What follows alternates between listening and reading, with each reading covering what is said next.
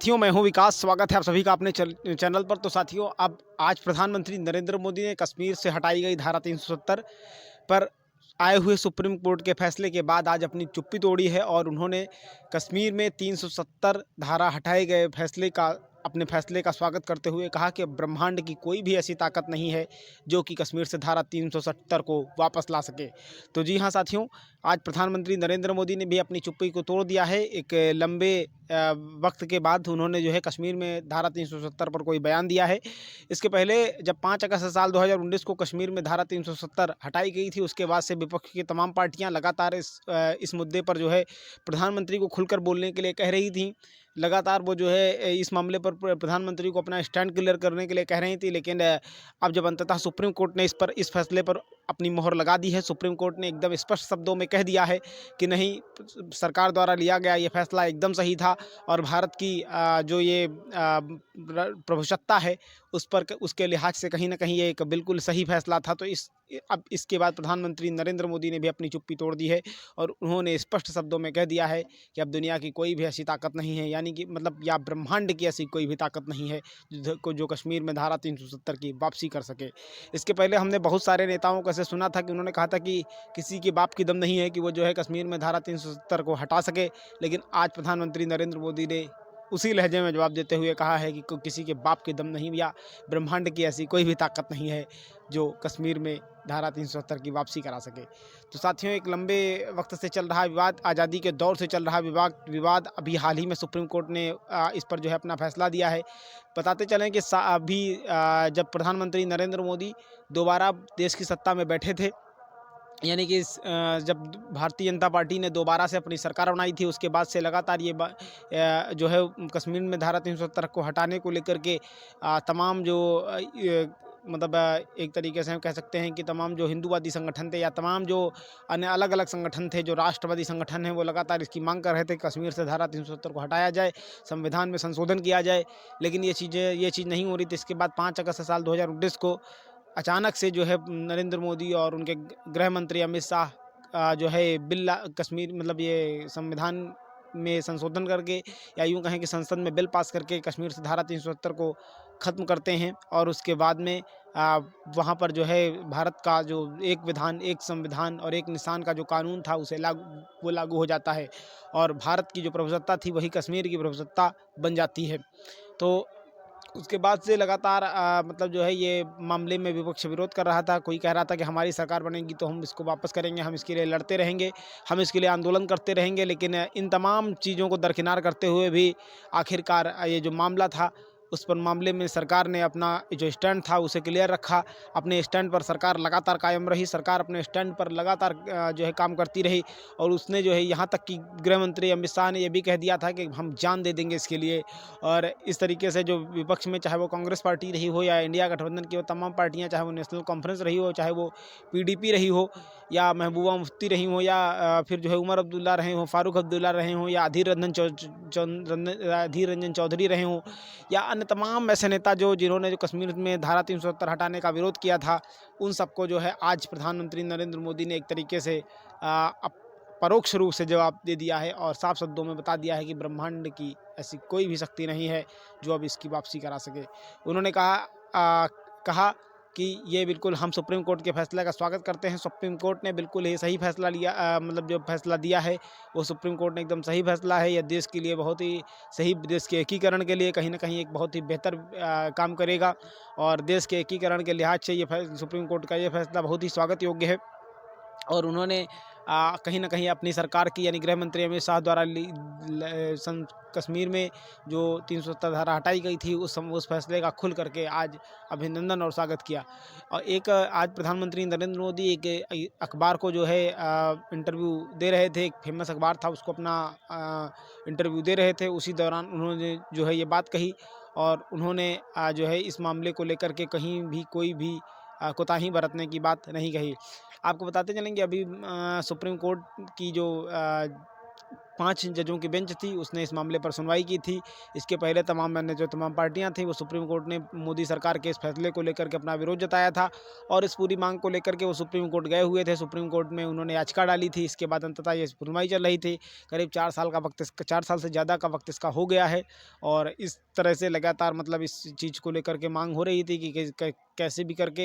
इस पर जो है इसे जो है जो विपक्ष की मांग थी कि इसको रोका जाए और कश्मीर में 370 धारा की जो बहाली है उसे किया जाए। लेकिन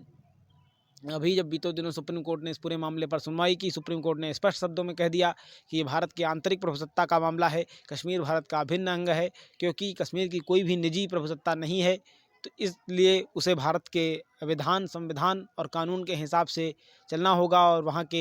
लोगों की जो भावना है उसका ध्यान रखना होगा। हालांकि उन्होंने कश्मीर में मतलब सुप्रीम कोर्ट ने कश्मीर में चुनाव कराए जाने की जो बात थी उसे जल्दी कहा था कि वहाँ पर लोकतांत्रिक मूल्यों को बहाल करा जाए, क्योंकि कहीं ना कहीं लोकतांत्रिक मूल्य एक निर्वाचन व्यवस्था का हिस्सा होते हैं और जब निर्वाचन व्यवस्था होती है तो लोग अपना मतदान करवाते हैं और मतदान करने के बाद वो अपना जो असली मतलब जो अपना सेवक है या यूँ कहें कि प्रतिनिधि है उसे चुन पाते हैं और उसके बाद में ही ये देश के विकास को गति मिल पाती है, प्रदेश को विकास को गति मिल पाती है। और इधर आज एक बात और प्रधानमंत्री नरेंद्र मोदी ने अपने वक्तव्य में कही है कि उन्होंने कहा कि अब जो तमाम पार्टियां धारा 370 के नाम पर अपनी राजनीति करती थी, अपनी राजनीति चमकाती थी, उनको कहीं ना कहीं सुप्रीम कोर्ट ने अपना जवाब दे दिया है और अब वहां की जो जनता है वो विकास में आगे बढ़ेगी। वहां पर जो इंफ्रास्ट्रक्चर डेवलपमेंट की चीज़ रहेगी उसमें हम आगे बढ़ेंगे। वहाँ पर जो प्रधानमंत्री आवास योजना है उसको लेकर के हम आगे बढ़ेंगे या सरकार के अन्य जो विभिन्न योजनाएं हैं उसको उनका जो लाभ है उसे जनता को सीधे तौर पर मिल सकेगा, कश्मीर की जनता उसका सीधा लाभ उठा सकेगी। तो इस तरीके से आज प्रधानमंत्री नरेंद्र मोदी ने अपनी जो बात है वो खुल कर के कह दी है और फिलहाल उनका ये अडिग फैसला है, क्योंकि अभी भी कई लोग विरोध कर रहे हैं और उनका कहीं ना कहीं ये कहना था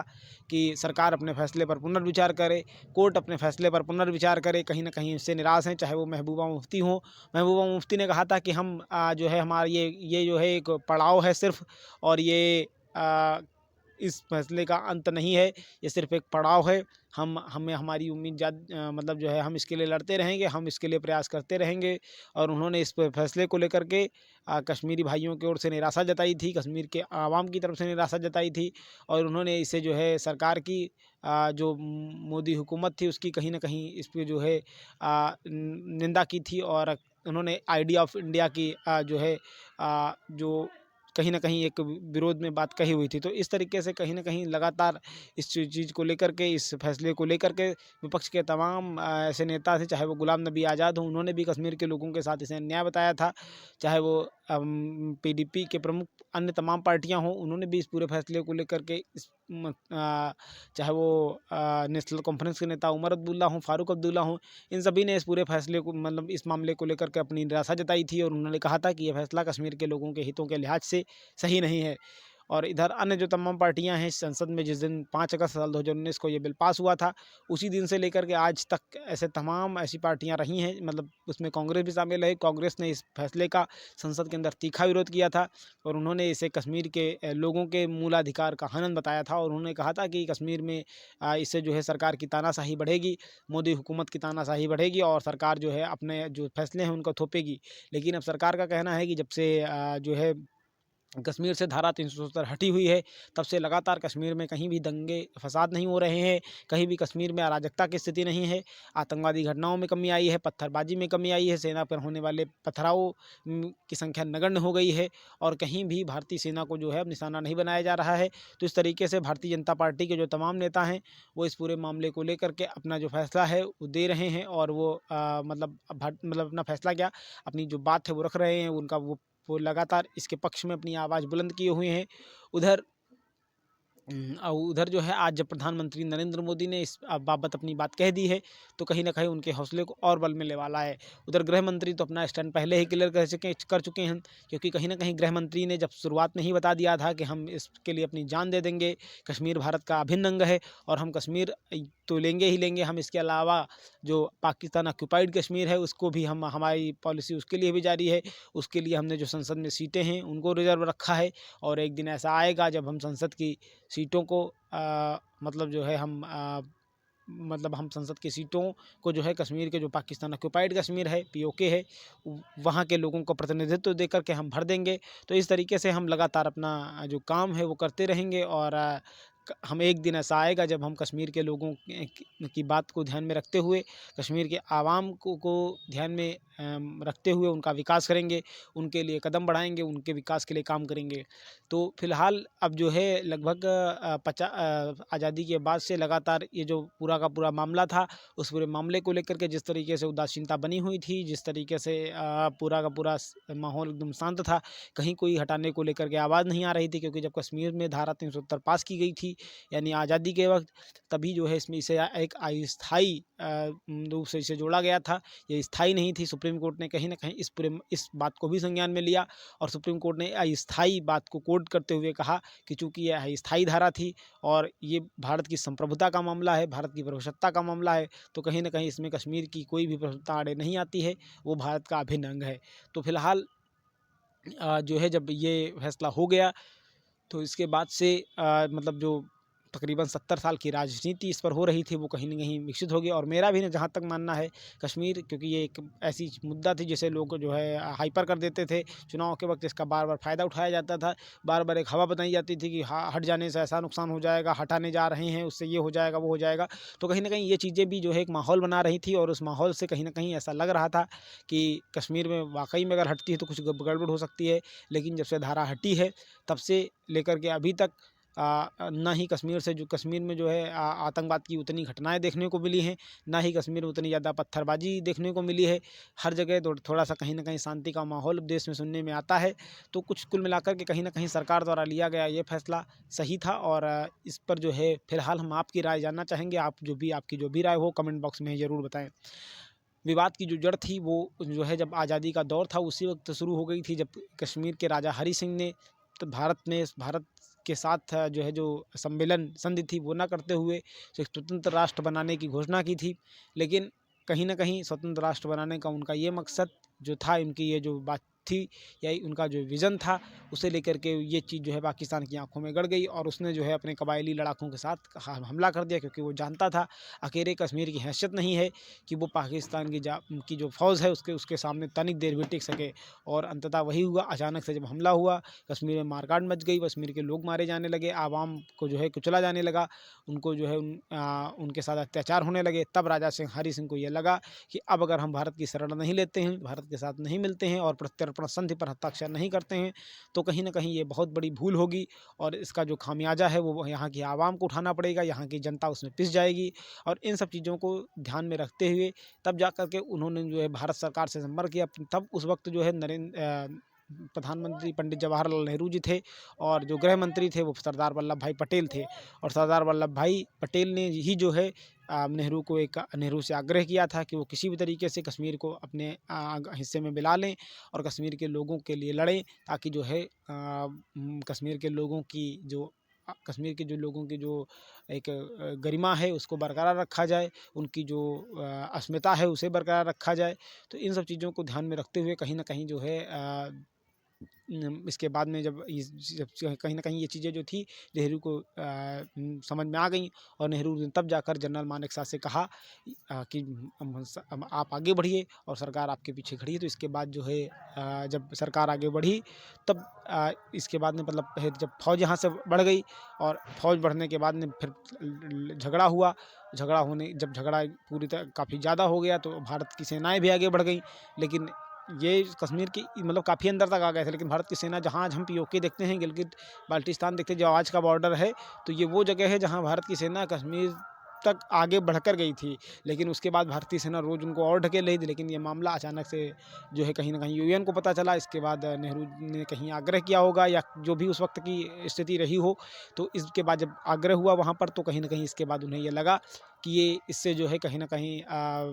उनको लगा कि हो सकता है और रक्त रंजित हो जाए माहौल। इस वजह से यूएन ने इस पर तत्काल रोक लगा दिया। यूएन का अपना राजनीतिक कोई भी मकसद रहा हो, तो कहीं ना कहीं उसके बाद में जब इस पर रोक लग गई और तब से लेकर के आज तक ये पूरा का पूरा मामला वैसे ही लटका हुआ था। कोई भी सरकार इसके लिए अपना जो है कदम आगे नहीं बढ़ा सकी थी। कोई भी सरकार इसके इसको हटाने को लेकर कोई भी अपना त्वरित एक्शन नहीं ले सकी थी। लेकिन अंततः जो है जब ये भारतीय जनता पार्टी जनसंघ का उदय हुआ तो उन्होंने इसे अपने मुख्य एजेंडे में शामिल किया और उन्होंने इसके जो है कहीं न कहीं अपने एक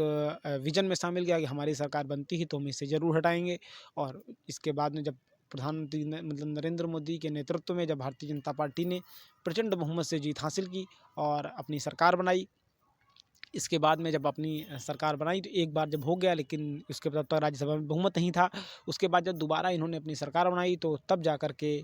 कहीं न कहीं इसके बाद में तब इनके पास राज्यसभा में काफ़ी सीटें हो चुकी थी। और इसका फ़ायदा उठाते हुए प्रधानमंत्री नरेंद्र मोदी ने गृह मंत्री अमित शाह के साथ मिलकर एकदम क्लोज़ मीटिंग की और उस सीक्रेट प्लान के तहत अचानक से 5 अगस्त की सुबह अमित शाह जी जो है संसद में आते हैं। और संसद में आते ही वो जो है राज्यसभा में मतलब लोकसभा और राज्यसभा में ये बिल रखते हैं। बिल पहले लोकसभा में पास होता है, उसके बाद राज्यसभा में पास करा लिया जाता है और इस तरीके से कश्मीर से धारा 370 की हमेशा के लिए विदाई हो जाती है। और वो विदाई जो थी वो हो गई और अब जो है कहीं न कहीं अब इस पर लगातार उसके बाद से इस पर राजनीति हो रही थी। अब हालाँकि सुप्रीम कोर्ट ने भी अपना फैसला दे दिया है और सुप्रीम कोर्ट ने अपनी खरे-खरे फैसलों में साफ शब्दों में बता दिया है कि कश्मीर भारत की संप्रभुता के साथ कोई भी समझौता नहीं हो सकता है। हालाँकि इसे लेकर के तमाम इंटरनेशनल पर मुद्दे उठे, पाकिस्तान से लेकर अरब देशों और जो तमाम फॉरेन कंट्रियाँ हैं वहाँ पर भी भारत के विरोध में आवाज़ें उठीं। लेकिन चूँकि ये हमने अपने देश के संविधान में संशोधन किया, इसलिए इस पर कोई किसी का हक नहीं है कि वो जो है भारत के मामले में हस्तक्षेप कर सके, भारत की संप्रभुता को ललकार सके। तो कुल मिलाकर अब भारत सरकार ने और प्रधानमंत्री नरेंद्र मोदी ने इस पर स्पष्ट शब्दों में अपना संदेश दे दिया है कि हम भारत की संप्रभुता से कोई भी समझौता नहीं करेंगे और इस दिशा में जो भी उचित कदम होगा वो हम उठाते रहेंगे। तो साथियों, रखते हैं आज के इस वीडियो में अभी के लिए इतना ही। मिलते हैं फिर किसी अगले टॉपिक पर, तब तक के लिए हमें दीजिए इजाज़त। आप सभी ने इतनी देर देखा इसके लिए आप सभी का बहुत बहुत धन्यवाद।